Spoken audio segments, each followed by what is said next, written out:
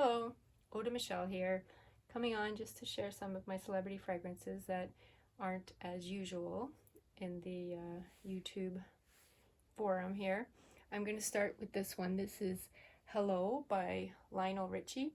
I really just got it because it was a good price, and I thought I didn't know Lionel Richie had a fragrance, and it was a blind buy, but very pleased with it. Launched in 2019, Jasmine, Tonka, and Honey. I've got quite a few here. I'm going to just give the sort of the notes that are most prominent that I feel. Just a Tonka and Honey did it for me. I like sweet scents, and Jasmine's always a favorite when it comes to fragrances, so that was a win for me as a blind buy.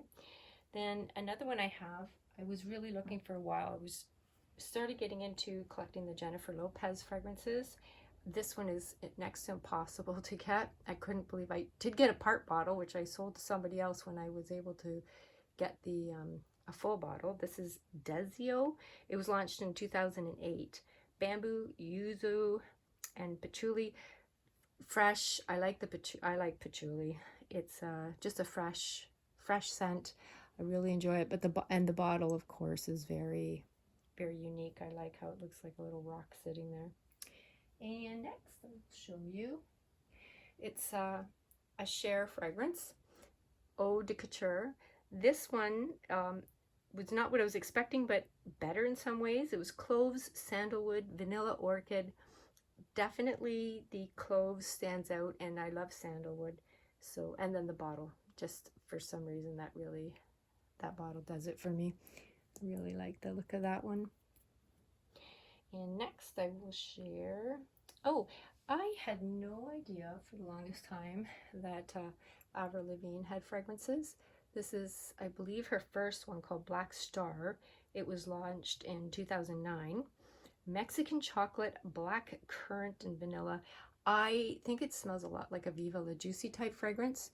And then it has the little ring here that you could wear as a ring if you wanted to. Spikes with all that Avril Lavigne means to people who follow her. There we go. And another one, she did come up with two other fragrances. Oops. This is the Avril Lavigne Wild Rose. She came out with I forget the first one before this one, but this one here launched in 2011. Plum, grapefruit, frangipani. They said that the composition is described as a feminine and exciting blend of sun-kissed fruits and beautiful flowers. I find it just a very sort of a light floral for me, anyways. I get more of the florals, but it has the sweetness and the freshness with the fruits in there as well. But the base notes, there's creme brulee, so it does dry down to that sweet fragrance that young girls usually like, and I do too. And next we will, this one again, didn't know it existed, didn't know that Reese Witherspoon had a fragrance. It's very reminiscent of the Insolence bottle, I think, from Guerlain. But this is called In Bloom. It was an Avon release. It was 2009. Gardenia Peach and White Tea. It's just kind of like a fresh, very gardenia, but the peach makes it sweeter, and I don't know, just a nice fresh one. But I'm, again, glad to have it because I like that bottle. I like the Insolence bottle, so that went right along with what I like. And this one here is a tester, so I don't have the lid. This is With Love by Hilary Duff. It was launched in 2006. Spices, cocobolo, and amber. The cocobolo was the wood, Mexican wood, I believe, with a sweet I spoke about in another video. But yeah, just a nice woody fragrance, but not too woody, so it's mainstream acceptable. Then also Jessica Simpson, of course, we all know, Fancy and her multiple fragrances, but this one I'd never seen before, Fiend. I'm not sure what I think about the bottle, but it is interesting and kind of different to have there. But it's launched in 2020. Musk, sage, woody notes, and amber. I find it mostly just like a skin scent. That's what it is on and for me. So put that little guy there.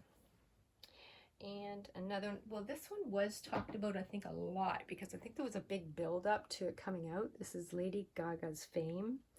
This one, 2012 launch, honey, apricot, and incense. I was really surprised. It's just a sweet fragrance. It's very nice. I was expecting dark and offensive for some reason because of the color.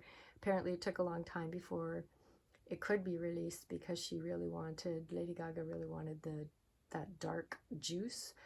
I don't find it staining or anything when I spray it, so I don't think there's too much danger there. But honey, apricot, and incense, very sweet. Belladonna, the plant deadly nightshade, is supposed to be in there. I think that's all gimmicky more than anything. It's just a nice nice sweet scent that most people would like. I don't think it's too different. And oh, Beyonce, of course, has all her fragrances. But this one here, I don't hear too much about, is Rise, and I really, really like this one. This is 2014 release. Cashmere wood, apricot, musk, orchid wood. It's just a friendly fragrance. I wouldn't think anybody would be offended by it. It's just pretty and easy to wear. Like almost like an easy grab, I guess, what you might call. And I have a mini bottle of this one.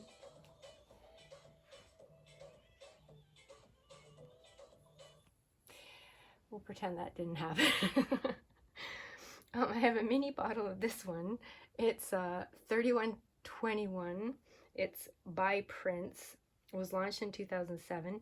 Tuberose, gardenia, bergamot, cedar. Obviously, I just wanted it because it's Prince, and I thought, oh, that would be an interesting fragrance. I've read some of the fragrances he would wear, which were a little on the vintage side and stronger, but tuberose, gardenia, and bergamot is definitely what this is all about. They say it's a feminine floral perfume, which brings fresh wave of bergamot, jasmine, and gardenia at the top notes, settled in a heart of bouquet. The heart is a bouquet of orange blossom.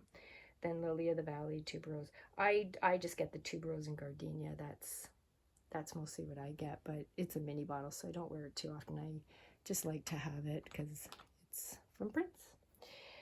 And then going along with the, I should probably put this next one. I should have put after Hello, Lionel Richie, his daughter Nicole Richie. She came out with this fragrance. Now that bottle, I just love it. I think Francis, you'll like it. Kind of looks like, reminds you of the Eiffel Tower. Or, oh my gosh, the the Eiffel Tower. Okay, I said it right. Anywho, this is her fragrance. I found out about this one watching Notes from Josephine 5 years ago. She talked about celebrity fragrances that a lot of people were not speaking about. So this was one of them, and I just thought that bottle is incredibly beautiful. So I hunted it down, found it. 2012 patchouli, amber, vanilla, blackberry. Just an easy fragrance to wear. It's just really pretty. And the scent was inspired by Nicole when she was a young girl. Her mother would put together lotions, oils, and powders, and this is the fragrance that she remembers her mother smelling like. So that was kind of a homage to her mom. Then she came out with another one. This is called No Rules, again by Nicole Richie. And this is a little deeper, darker, launched in 2014, and they said it would evoke the style of the late 60s. I just find it's, it says kumquat, wild berries, vanilla, and almond blossom. Yeah, I just find it a nice sweet scent with a little more oomph to it than the other one. This is more, if that would be daytime, this would be nighttime kind of scent. That's what that would be all about. And now we'll go to Danielle Steele. Again, same thing. Did not know she had a fragrance. She created the bottle because apparently this is Danielle had liked.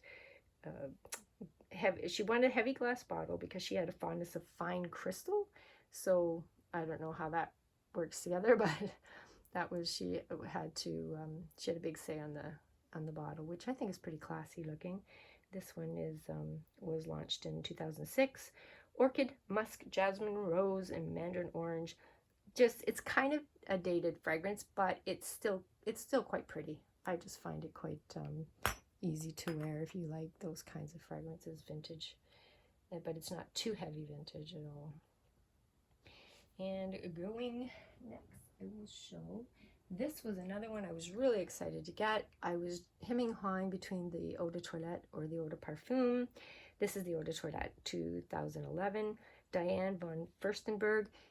She has such an amazing story about her mom and the Holocaust, and